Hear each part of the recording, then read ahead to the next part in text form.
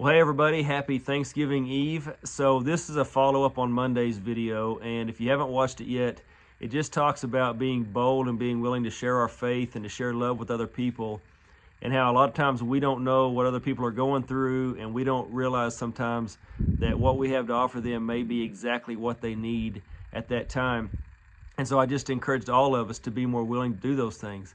And after I posted the video, I got a private message from a former player of mine, and it struck me, and it was crazy because I had no idea about this story, and it happened over 15 years ago.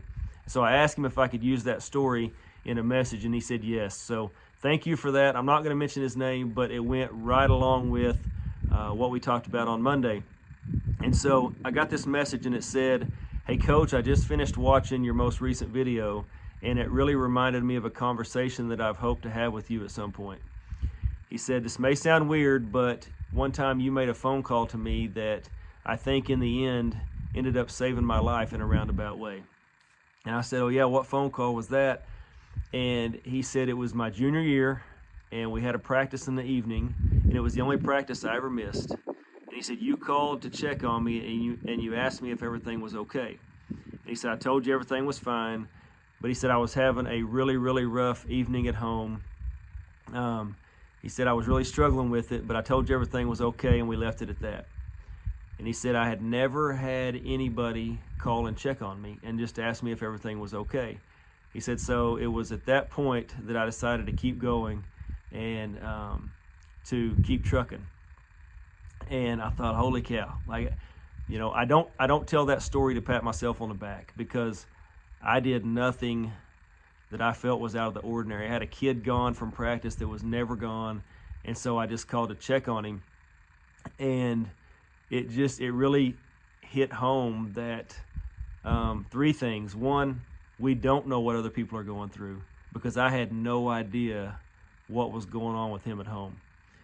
Two, we never know what we have to offer may be exactly what somebody needs at that time, because I had no idea what that phone call was going to mean to him. And three, that's just how God works. God works in ways that we don't understand, and in ways that we may never know, and that's okay.